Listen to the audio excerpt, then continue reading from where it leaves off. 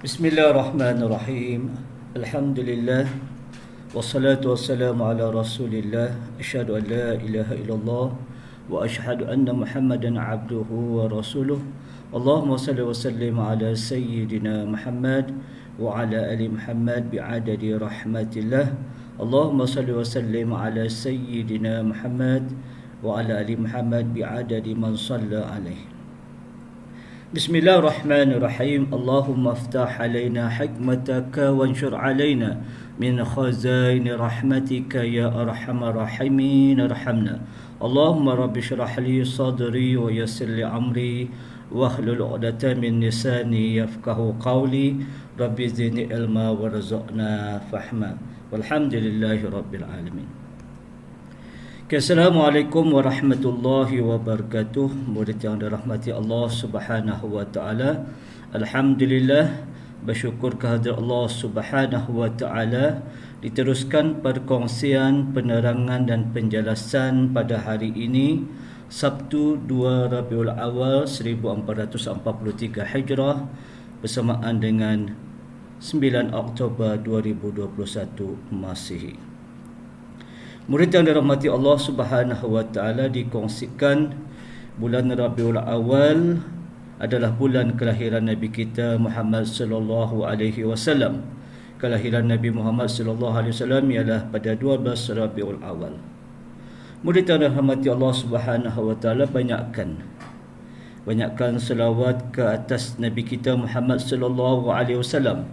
Semoga dengan selawat kita akan tergolong umat yang mendapat pahala dari salawat dan umat yang akan mendapat syafaat pertolongan dari Nabi kita Muhammad sallallahu alaihi wasallam. Objektif pengajaran ataupun perkongsian ialah tiap-tiap murid dapat mengenal pasti tiap-tiap perkara ataupun mengetahui tiap-tiap perkara, dan juga setiap murid ataupun tiap-tiap murid dapat memahami maksud tiap-tiap perkara dalam perkara memahami. Dengan adanya aktiviti perkongsian, pengajaran dan penjelasan, murid secara individu dapatan perkongsian secara individu melalui perkongsian penerangan guru.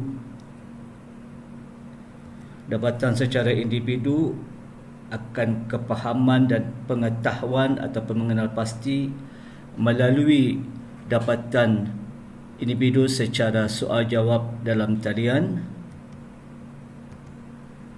dan dapatan murid secara individu melalui perbincangan secara dalam talian, dan dapatan murid secara individu melalui perkongsian soal jawab secara bertulis. Untuk mencapai kepada dua objektif, mengenal pasti tiap-tiap perkara dan memahami maksud tiap-tiap perkara, inilah 4 disenaraikan perkongsian dapatan murid secara individu.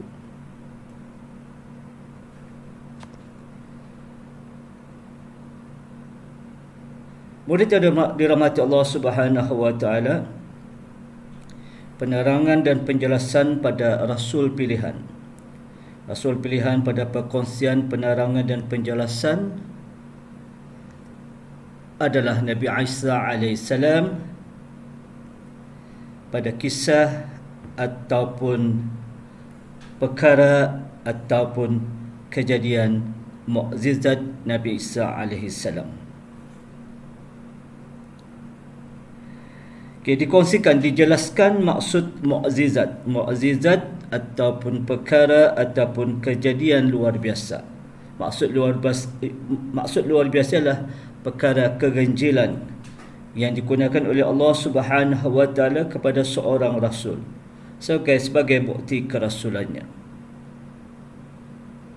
Kejadian luar biasa ataupun perkara ganjil tidak boleh dipelajari. Perkara dan kejadian mukjizat juga dianugerahkan kepada Nabi Isa alaihissalam.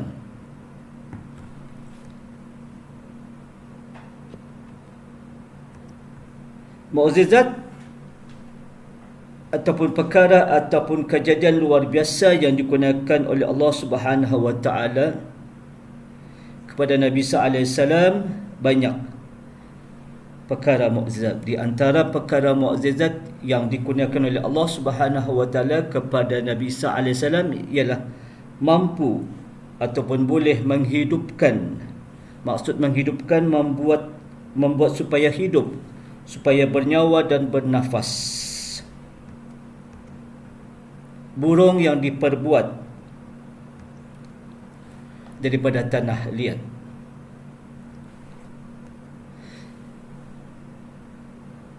Berlakunya mukjizat ini adalah dengan izin Allah Subhanahu wa taala. Maksud izin Allah Subhanahu wa taala adalah dengan kehendak Allah Subhanahu wa taala. Inilah mukjizat. Di antara mukjizat Nabi Isa AS mampu boleh menghidupkan burung yang diperbuat daripada tanah liat. Kejadian ini berlaku dengan izin Allah Subhanahu wa taala ataupun dengan kehendak Allah Subhanahu wa taala. Diteruskan perkongsian mukjizat Nabi sallallahu alaihi wasallam. Seterusnya, Nabi sallallahu alaihi wasallam boleh ataupun mampu menyembuhkan orang yang buta sejak kecil, sejak lahir.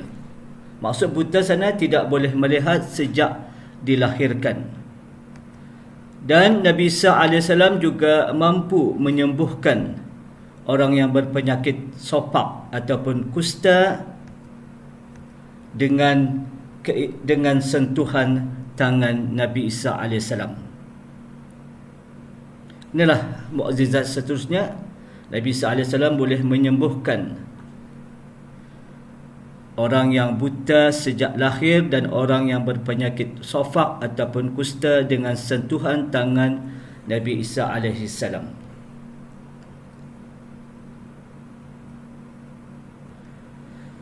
Nabi Isa AS juga mampu menghidupkan semula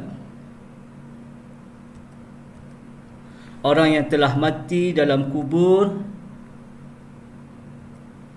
Kejadian ini dengan izin Allah Subhanahu wa taala, dengan kehendak Allah Subhanahu wa taala. Boleh menghidupkan semula, memberi bernyawa, bernafas orang yang telah mati dalam kubur. Berlakunya mukjizat ini dengan izin ataupun kehendak Allah Subhanahu wa taala. Diteruskan penjelasan pada kejadian ataupun perkara mukjizat Nabi sallallahu alaihi wasallam. Murid yang dirahmati Allah Subhanahu wa taala, Nabi sallallahu alaihi wasallam boleh ataupun mampu berkata-kata, bercakap kepada orang ramai. Semasa Nabi Isa AS masih lagi kecil dalam buaian lagi. Buaian adalah tempat tidur anak kecil ataupun orang Brunei. Kata orang Brunei, perkara buaian ini ialah unggakan. Terbukti kejadian Nabi Isa AS boleh berkata-kata pada orang ramai semasa kecil, semasa Nabi Isa masih kecil dalam buaian lagi. Terbukti ketika Nabi Isa AS mempertahankan kebenaran ibunya yang dituduh ataupun difitnah melakukan sesuatu yang mungkar. Maksud mungkar di sini adalah perkara melanggar perintah Allah Subhanahu wa taala. Inilah membuktikan kelebihan ataupun mukjizat perkara yang ganjil berlaku pada Nabi sallallahu alaihi wasallam. Nabi sallallahu alaihi wasallam boleh berkata-kata semasa Nabi sallallahu alaihi wasallam masih lagi kecil dalam buaian lagi. Terbukti kejadian ini berlaku ketika Nabi sallallahu alaihi wasallam mempertahankan akan kebenaran ibunya, iaitu Maryam, yang dituduh ataupun difitnah melakukan sesuatu yang mungkar ataupun yang melanggar perintah Allah Subhanahu wa taala. Perkongsian penjelasan mukjizat Nabi sallallahu alaihi wasallam yang seterusnya, dan penjelasan akhir pada perkongsian akan mujizat Nabi sallallahu alaihi wasallam ialah Allah Subhanahu wa taala menurunkan hidangan dari langit.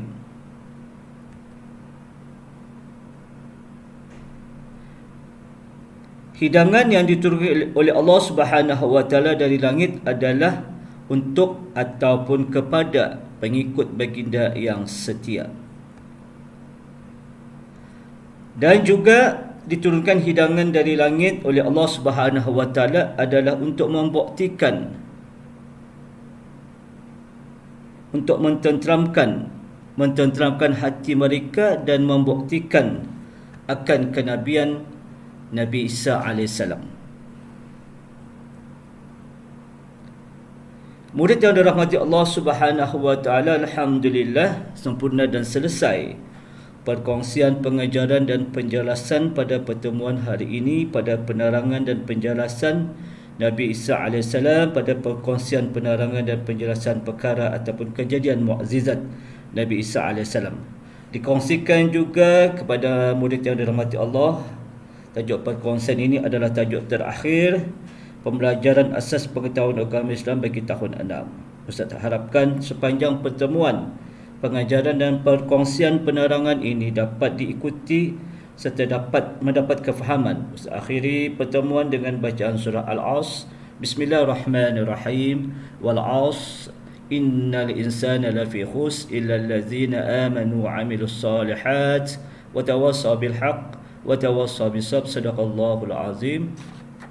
Sekian wabillahi taufiq wal hidayah. Assalamualaikum warahmatullahi wabarakatuh.